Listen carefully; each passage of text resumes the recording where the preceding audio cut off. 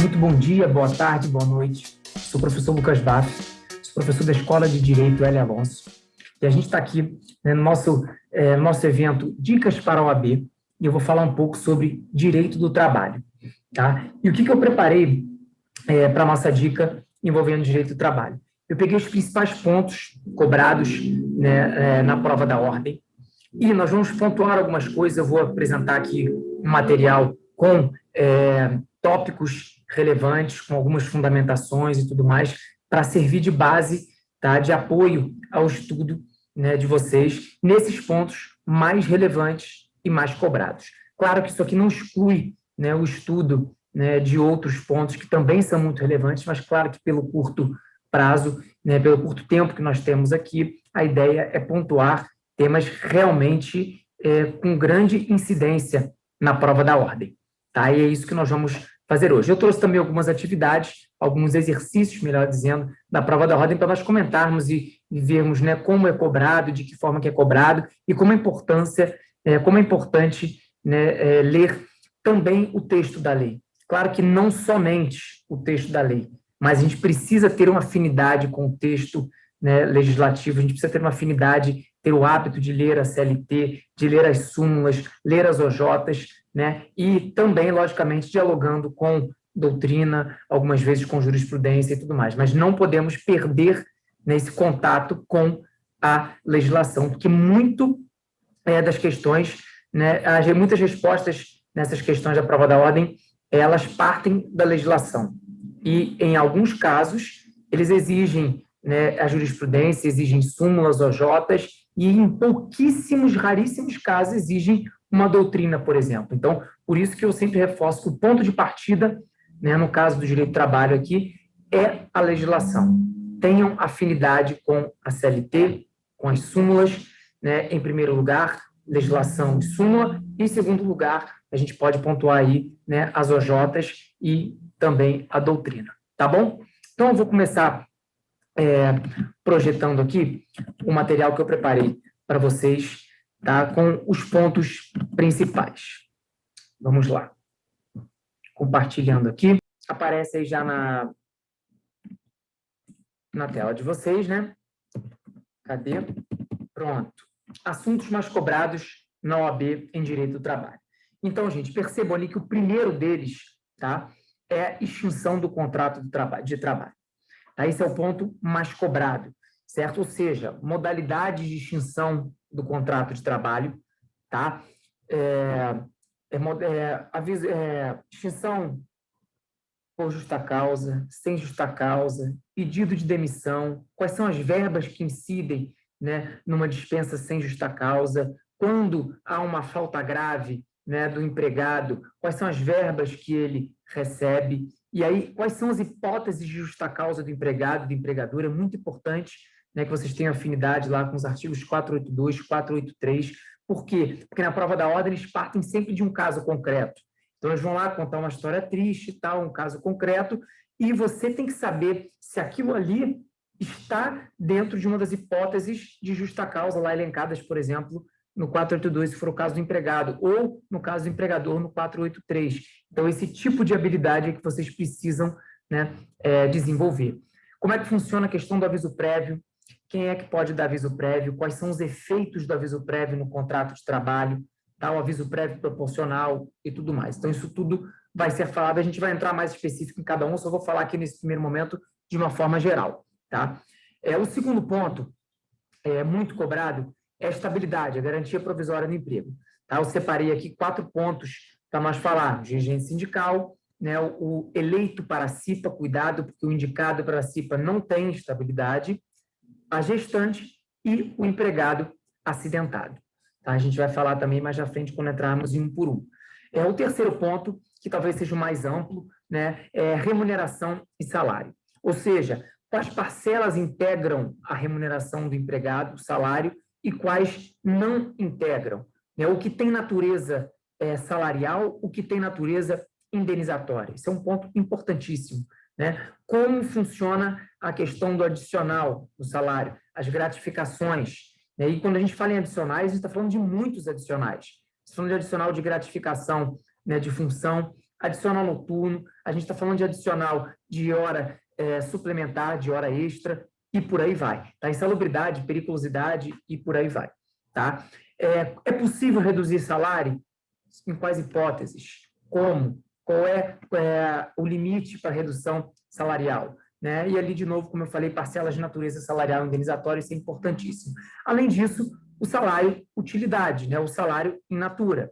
Porque, logicamente, vocês sabem, existem algumas situações em que o salário pode ser pago, dentro de alguns limites, é claro, né, sob forma de utilidades. Ou seja, quando a gente fala em utilidades, algo que não é necessariamente pecúnia, dinheiro.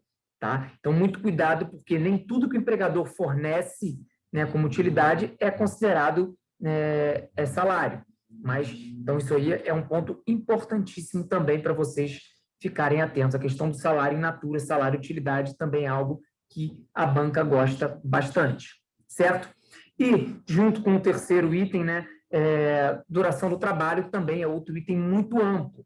Tá? A gente delimitou aqui nos pontos mais importantes, mas é algo também importantíssimo. Ou seja, porque, em outras palavras, né, um estudante que está se preparando para a prova da ordem, né, são pontos que isso aqui não vai ser só isso que você tem que estudar, mas em direito do trabalho, isso aqui é o mínimo que você precisa estar dominando para, em direito do trabalho, chegar a uma prova, né, tranquila da prova do exame de ordem, tá bom? Então, em duração do trabalho, a gente vai falar especificamente, mas a gente vai falar de jornada, né, os limites, o controle e tudo mais, período de descanso, intervalos intra-jornada, intervalo interjornada, férias e por aí vai, tá? Então, é importantíssimo também a questão, né, da duração do trabalho, limite da jornada, jornadas especiais de trabalho, né, quem tem controle de jornada, quem está dispensado do controle e por aí vai, certo?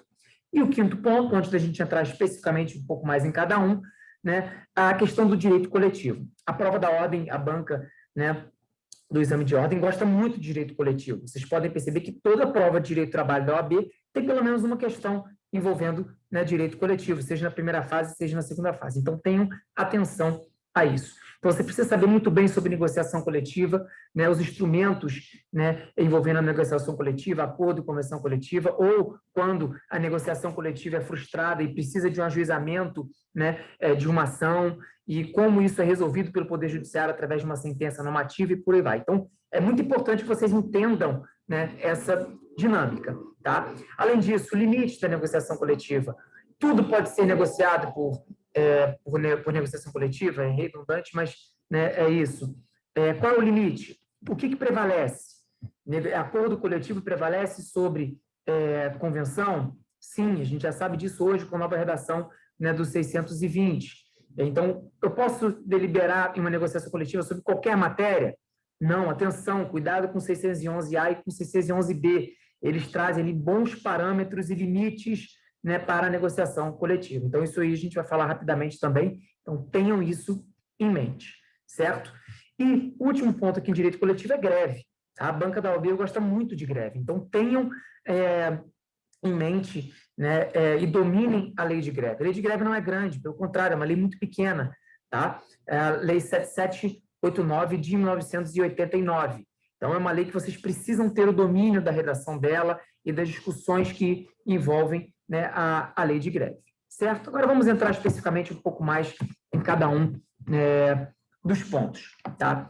Então, primeiramente, ali, né, quando a gente fala em extinção do contrato por prazo determinado, tá? É muito importante a gente entender a diferença da extinção do contrato, né, no prazo indeterminado e no contrato por prazo determinado. Nós temos efeitos distintos, a gente precisa dominar isso, tá? E mais ainda quando você tem a cláusula securatória de rescisão antecipada recíproca, lá no artigo 487. Por quê? O que é essa cláusula? Ela faz com que o contrato por prazo determinado seja regido, né, da mesma forma que um contrato por prazo indeterminado. Então, muito cuidado. Você tem um contrato por prazo determinado, ele tem uma forma, né, ele tem um efeito quando há rescisão antecipada, certo? Que está lá no 479 e 480, tanto para o empregado quanto para o empregador. Mas se existe essa cláusula securatória, né, de rescisão antecipada recíproca no contrato por prazo determinado, ele será regido da mesma forma que o contrato por prazo indeterminado. Como, por exemplo, o principal efeito a gente passa a ter aviso prévio e não tem aquela multa, né, do 479 e 4680. Então, muito cuidado com isso, tá? Outra coisa importante, as hipóteses de força maior, tá? Então, lá no 501 e 502, inciso 3º que eu coloquei ali, tá? Logicamente, força maior é uma das hipóteses de extinção do contrato de trabalho. Só tomem cuidado, né, para a caracterização do que é a força maior. Realmente tem que ser algo imprevisível, tá? Para justificar uma extinção por força maior. Inclusive, a sua forma de indenização, que é ruim para o empregado, né? Mas, lógico, se o empregador foi obrigado a encerrar o contrato, né, por motivo de força maior, tem que ser realmente algo que não estava, né, no controle, que não havia previsibilidade para tanto. Se não, sob pena, logicamente, de afastar a força maior, porque a indenização é inferior a uma extinção, vamos dizer assim, regular do contrato de trabalho, tá?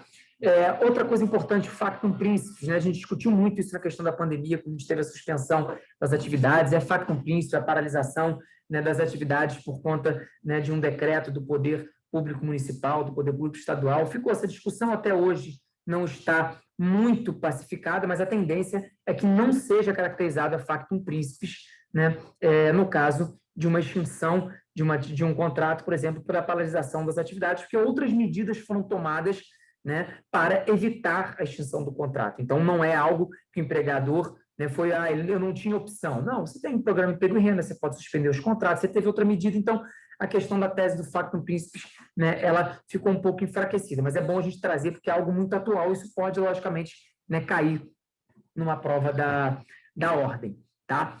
Outra coisa, a questão da extinção dos contratos por prazo indeterminado, tá? A dispensa sem justa causa, o pedido de demissão, né? A questão da dispensa por justa causa, que nós falamos um pouco ali em cima, né? A questão do artigo 482 e o 483, a questão da rescisão indireta. O que é rescisão indireta? Quando o empregado tem direito de pedir a rescisão do contrato quando o empregador comete uma falta grave, tá? E as faltas graves que podem ser cometidas, estão elencadas na legislação, né, que podem ser cometidas pelo legislador, estão lá no artigo 483.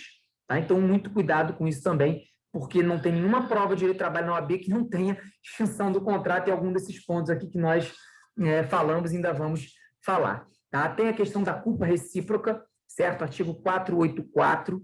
É possível que ambas as partes tenham culpa. Lógico, muito difícil de caracterizar? Sim, muito difícil. Mas é possível, temos lá, assim, a previsão, tá?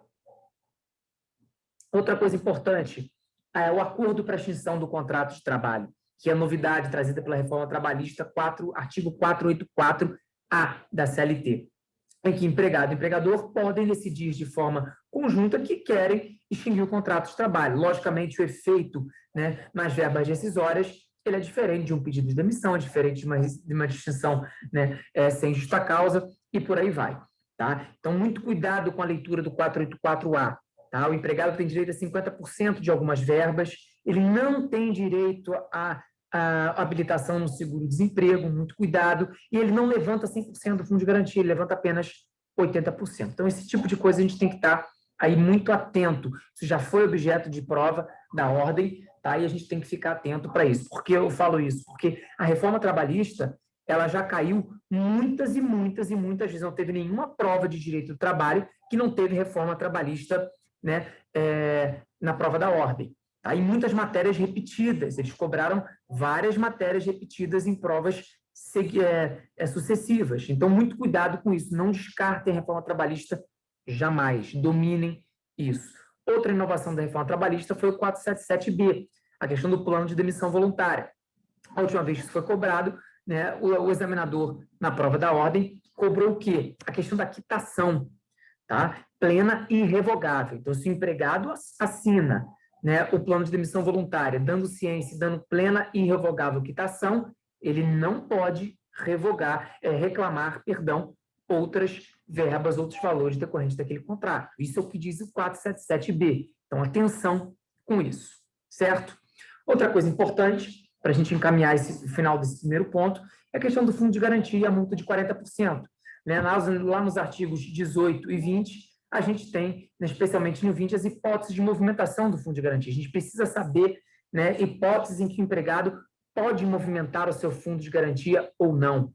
Por que isso? Porque numa historinha triste que um camarada conta, num caso concreto e tal, ele vai provocar você, né, a partir das vezes, né, muitas vezes, da leitura do artigo 20, por exemplo, da Lei 8.036 de 90, se trata-se de uma hipótese em que o empregado pode movimentar a sua conta do fundo de garantia ou não.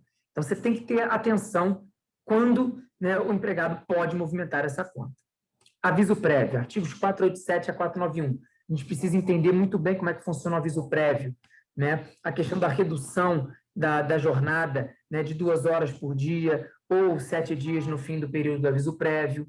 Tá? Lembrando que o aviso prévio de no mínimo 30 dias, por conta da Lei 12.506 de 2011, que traz o aviso prévio proporcional, de 3 dias a cada ano no contrato de trabalho e tudo mais. Então, isso tudo a gente precisa, né, ficar aí bem atento. Então, sobre aviso prévio, tem algumas outras questões que, logicamente, a gente não consegue falar tudo aqui, mas, né, estão ali os dispositivos, leiam com carinho, né, que vale a pena a gente entrar numa prova de direito de trabalho aqui, dominando tudo isso aqui que envolve a extinção do contrato de trabalho, tá bom? E eu trouxe aqui uma questãozinha, né, para a gente trabalhar juntos. Então, vamos nós. O Gerson, ele é motorista rodoviário e trabalha na Sociedade Empresária Viação Canela de Ouro Limitada.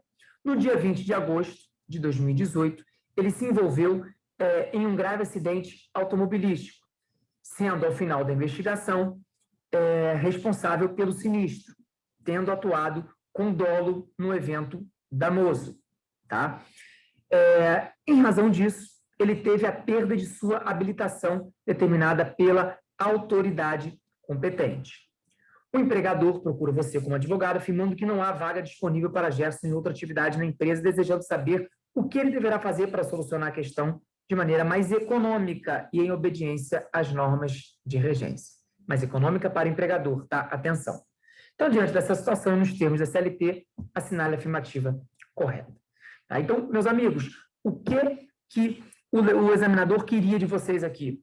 Novidade trazida pela reforma trabalhista. O que foi?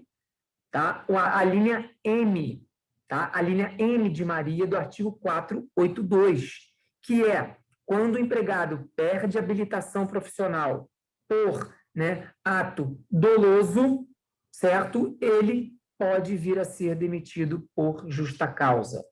Tá? Então, logicamente, esse camarada perdeu a habilitação, tá? Como ele fala aqui, perda da habilitação por ter sido autuado com dolo em evento danoso, logicamente, isso é motivo de justa causa. Portanto, gabarito é letra D de dado, certo? Então, muita atenção em relação a isso. Logicamente, eu falo rápido aqui, que vocês podem pausar, podem voltar, então, para a gente aproveitar e pegar o máximo de coisa aqui para vocês fazerem, tá? Essa questão aqui, eu também vou disponibilizar, né, o material para vocês acompanharem, não vou aqui ler todo o conteúdo, vou deixar aqui, né, 10 segundinhos para vocês acompanharem, vocês podem parar e depois podem, né, voltar a essa questão, certo? Qual é o gabarito dela? Para quem deu pausa e voltou, fale. Gabarito é letra C de casa. Se você marcou letra C, você acertou. Tá? Artigo 853 da CLT. Deverá suspender o empregado e até 30 dias ajuizar inquérito de apuração por falta grave. Certo? Então, muito cuidado com isso. Dirigente sindical tem estabilidade e só pode ser demitido nas hipóteses de justa causa e, mesmo assim, se for ajuizado, né, na justiça ajuizado o inquérito de apuração por falta grave. Você suspende o empregado e, no prazo decadencial de 30 dias, o empregador tem que ajuizar a ação chamada inquérito de apuração por falta grave, ou chamado, né, inquérito judicial. Então, não se assustem quando vocês se depararem com essa expressão, uma prova de direito de trabalho, de processo de trabalho, de inquérito judicial. Ele está falando de inquérito de apuração por falta grave. Certo? Então, vamos nós, para a gente não perder tempo. Cadê? Aqui tem aqui outra questão, que eu vou deixar rapidamente, né, para vocês darem uma olhada. Falem, enquanto vocês dão, né, uma olhada aí.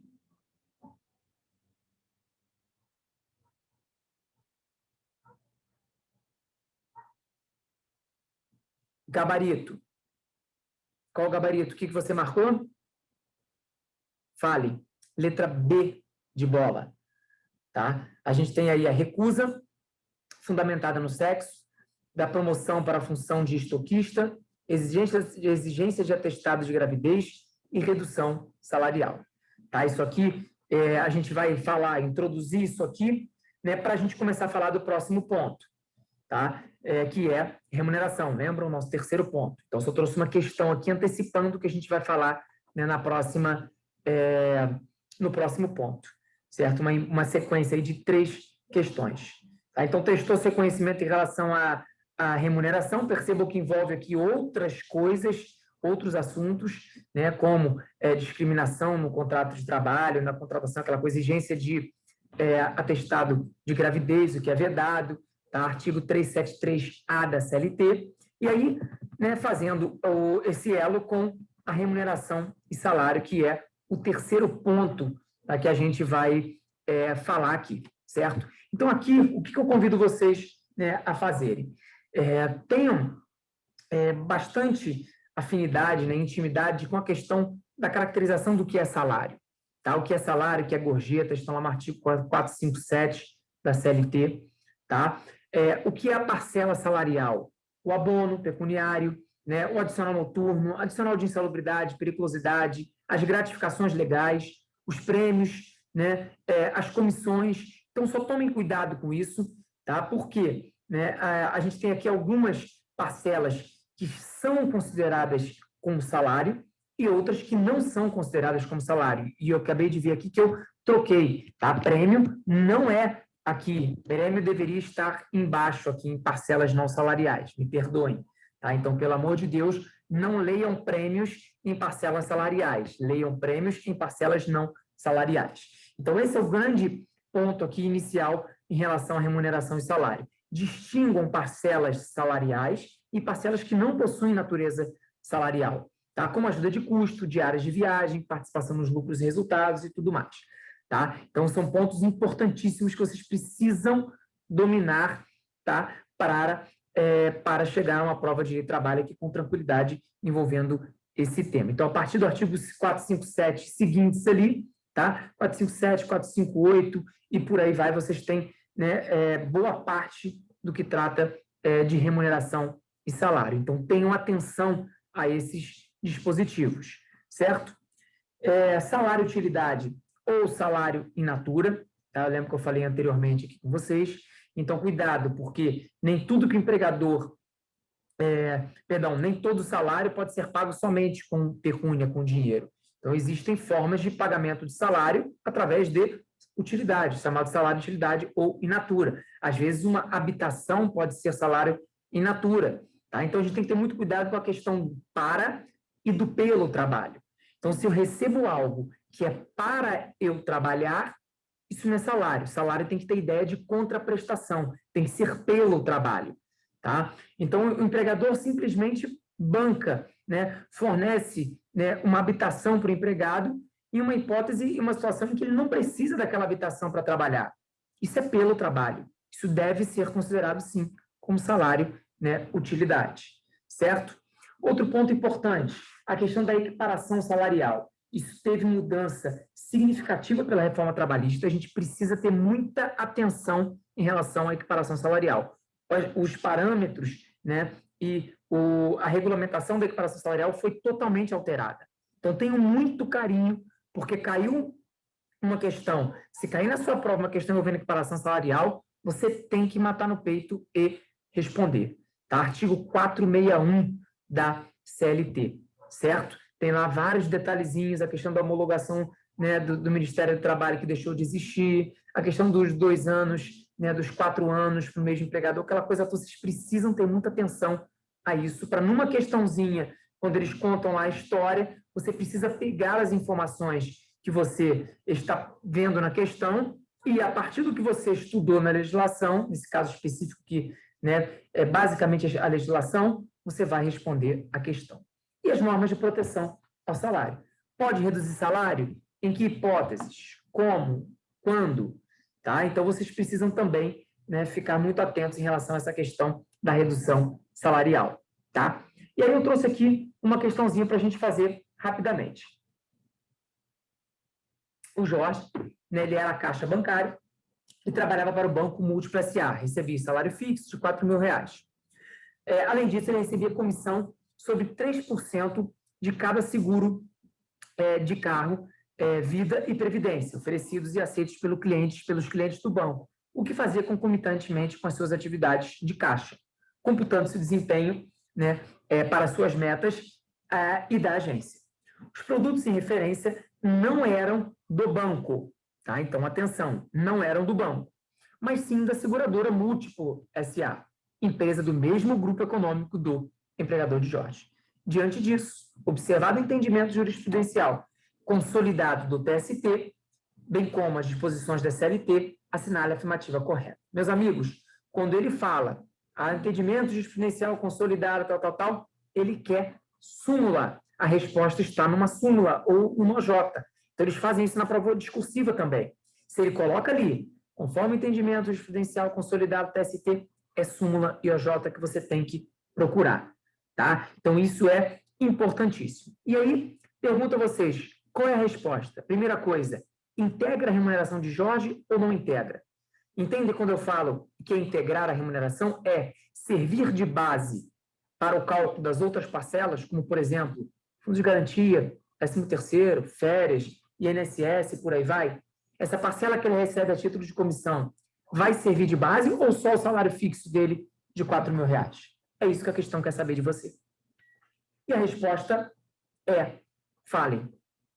Acertou quem marcou a letra C de casa. Os valores recebidos a título de comissão devem integrar a remuneração, tá, do Jorge, certo? Por quê? Porque na súmula 93 do TST, a gente tem lá que a vantagem pecuniária auferida, né, no caso do bancário, claro, né, quando, por papéis, né, venda de papéis ou valores mobiliários de empresas pertencentes ao mesmo grupo econômico, se exercida essa atividade no horário e no local de trabalho e com o consentimento do empregador tácito ou expresso, integra o salário. Tá? Então, cuidado, tácito ou expresso, certo? Então, por isso que, nesse caso, Jorge tem direito à integração dessa comissão de 3% no seu salário. Significa que a base de fundo de garantia, 13º, férias, aquela coisa toda, INSS, tem que incluir essa remuneração de 3%. Isso que é a integração ao salário. Tranquilo? Então vamos, que a gente tem muita coisa ainda para falar. Né? A duração do trabalho. Esse ponto, como eu falei, né, é um dos mais extensos, sem dúvida nenhuma. Tá? E aí a gente tem lá a jornada de trabalho, né, os limites da jornada de trabalho, a nossa jornada normal de trabalho, o que é tempo à disposição do empregador, tempo de efetivo trabalho, né, ou o tempo, né, em que você está à disposição, mas não tá trabalhando, qual é o efeito disso, como é que funciona, tá? Artigo 4º da CLT.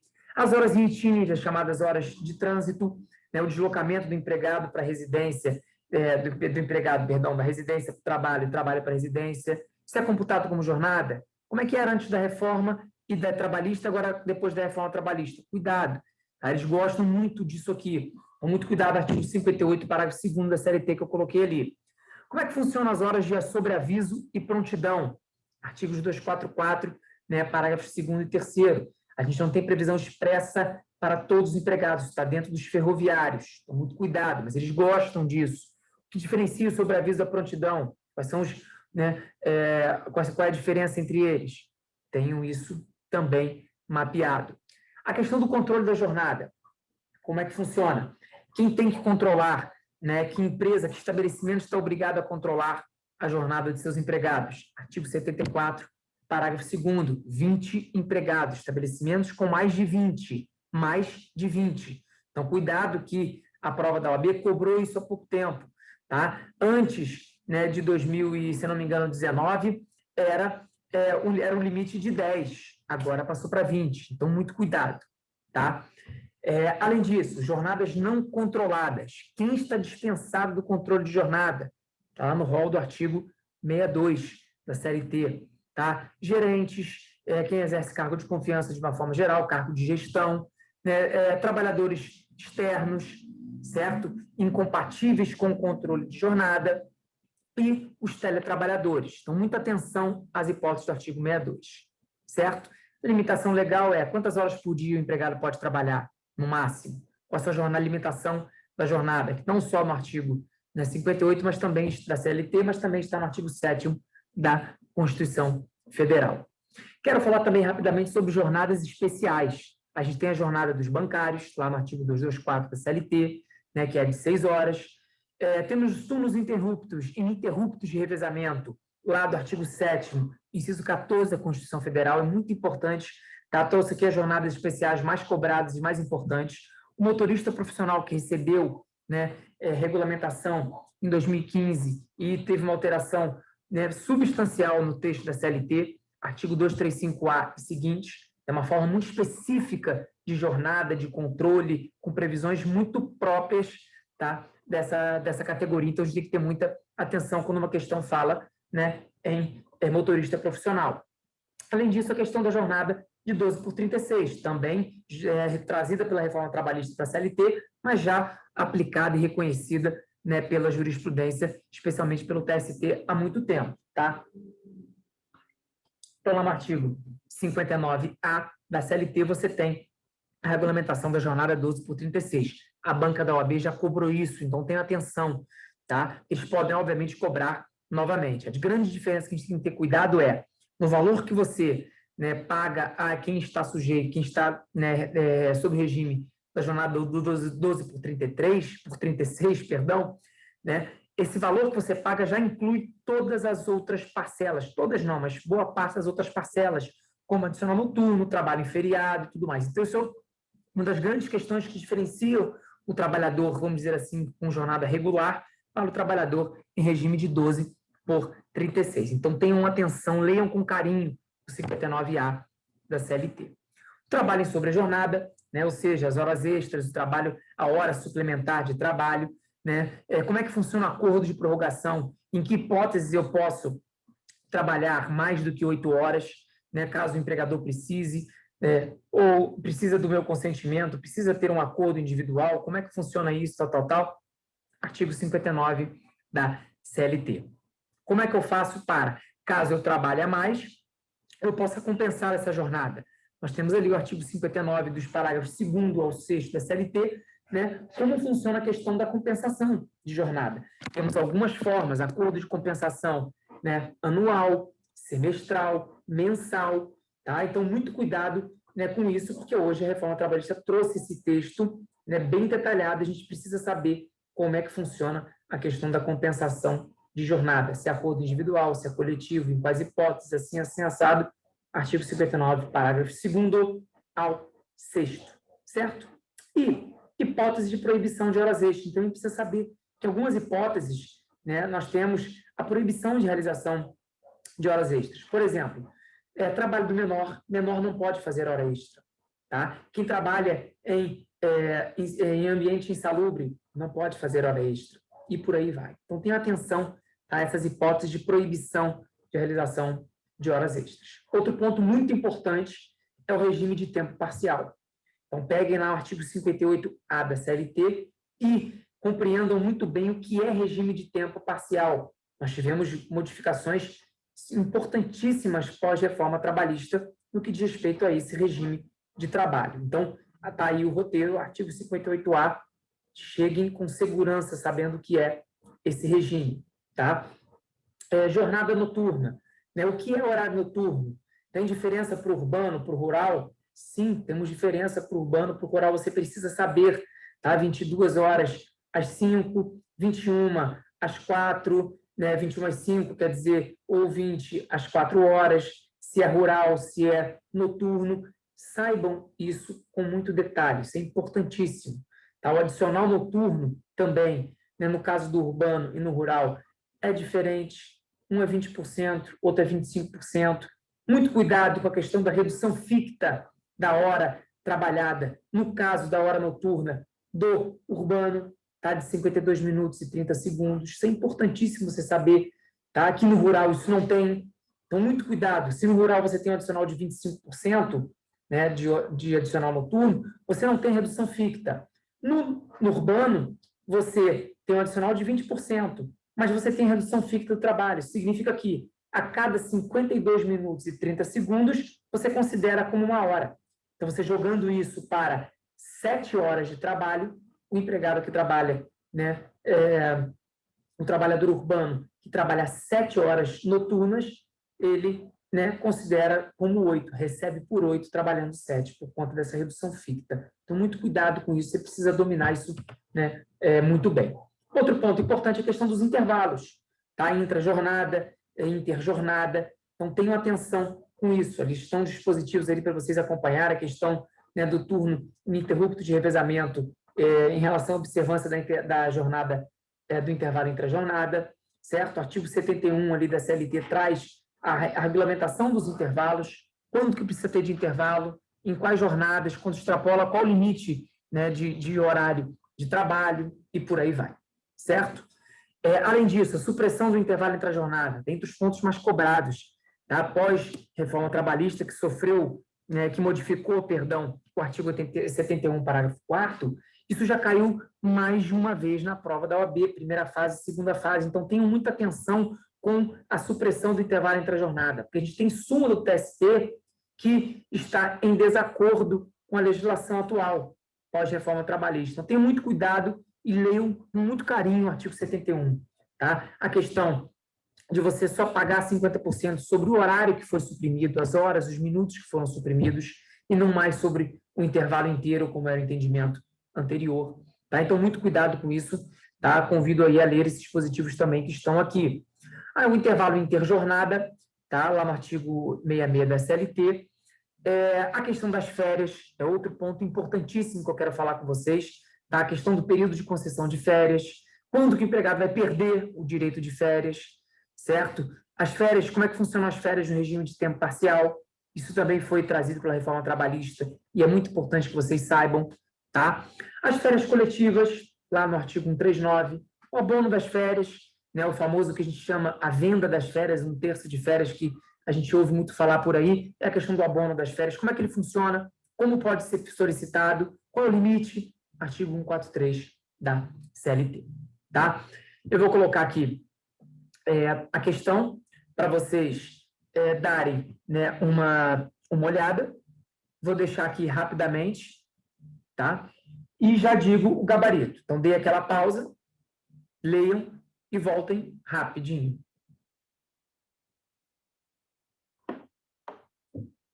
Acertou, meus caros, quem marcou a letra B de bola, que foi o que nós falamos do regime 12 por 36. Não tem direito a pagamento em dobro nem dos domingos nem feriados. A pessoa trabalha em regime de 12 por 36, se cai em feriado, se cai em domingo e tal, é sorte, tá? Então, essa que é a grande questão. Então, tenham atenção, tá, em relação a essa questão do artigo 59A, certo? E o último ponto, sem nos estendermos tanto, é a questão da negociação coletiva.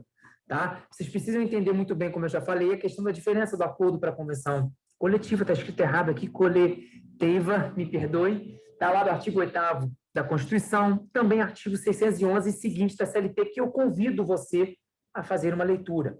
Tá? É muito importante você ler esses dispositivos aí a partir do 611. A questão da vigência, qual o limite da vigência de uma norma coletiva, tá? A questão da ultratividade, que já caiu mais de uma vez na prova da ordem, a gente tem que ter muita atenção, artigo 614, né, parágrafo 3º da CLT, certo? Os limites da convenção coletiva, o que pode ser negociado, né, através de um instrumento coletivo, o que não pode, artigo 611A e 611B, a gente precisa saber muito, muito e muito bem. O 611A, meus amigos, ele diz o que pode ser negociado, tá? Através de um instrumento coletivo que nós estamos falando, e vai prevalecer sobre a lei. O 611B diz, por outro lado, não pode ser negociado o que está previsto no 611B. Então, não pode ser objeto de negociação coletiva o rol do 611B. Então, vocês precisam ter atenção, porque numa questão, ele conta lá uma historinha, sempre uma historinha triste, aquela coisa que você precisa saber se você está diante de algo que pode ser negociado ou algo que não pode ser negociado. 611A ou 611B. Então, tenham esse carinho. Tá? A questão da prevalência do acordo sobre a convenção coletiva, 611-20, como eu já falei, a lei de greve. Tá? Então, muita atenção com relação a isso. Para a gente fechar, né, encaminhar para os últimos pontos, eu vou colocar aqui a questão 6, leiam aí o enunciado, tá? Deem uma pausa rapidinho, eu vou mudar para as alternativas e vocês vão responder, certo? Então, leiam, pausa aí.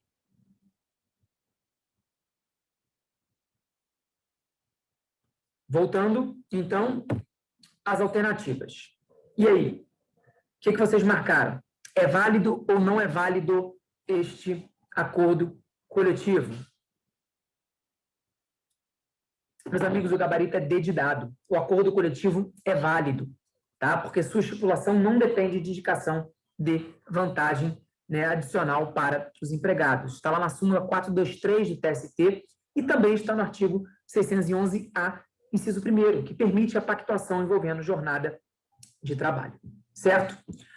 Outro ponto importante aqui para a gente encerrar, temas atuais que estão no edital e a gente precisa ter atenção. Tá? A Declaração de Direitos à Liberdade Econômica, o artigo, né, a Lei 3.874 de 2019, alterou diversos dispositivos da CLT, a gente precisa ter muita atenção. Prazo para anotação da carteira, tá? A questão que eu falei aqui dos estabelecimentos com mais de 20 empregados, não mais 10, tá? E aqui, bem discreto, no finalzinho da linha, tá? Controle de ponto por exceção. Muito cuidado com isso.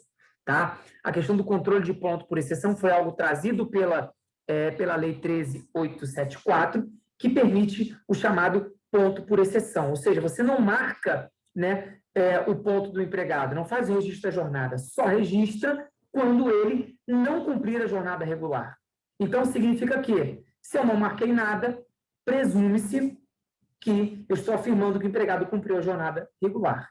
Então, isso a gente precisa ter muita atenção. E outras alterações que foram trazidas por essa lei. Tá? Outra coisa importante, a Lei Geral de Proteção de Dados, a Lei 13.709 de 2018. Muito cuidado, porque ele está lá no edital. A gente precisa ter atenção com os efeitos dessa lei nas relações de trabalho. Tá? Então, muito cuidado com a LGPD, porque ela está no edital, no nosso tópico dentro do direito do trabalho, dentro da nossa matéria. E, por fim, né, a questão do programa emergencial, do programa de manutenção do emprego e renda, também está no nosso programa. Então, cuidado com a questão da redução de 25%, 50%, 70%, a questão do acordo individual, os 2 dias de antecedência, a questão da estabilidade, que é algo muito, né, cobrado.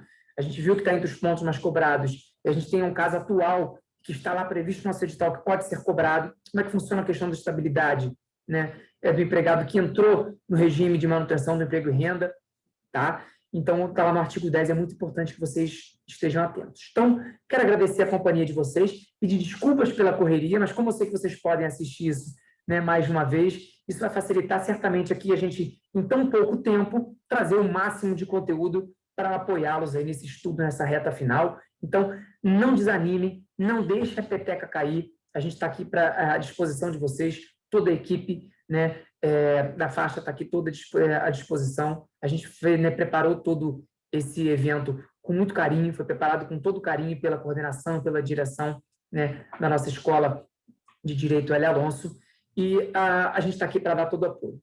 Bons estudos, muito prazer. Para quem não me conhece ainda, eu sou o Lucas Bach e a gente se vê em breve. Até mais.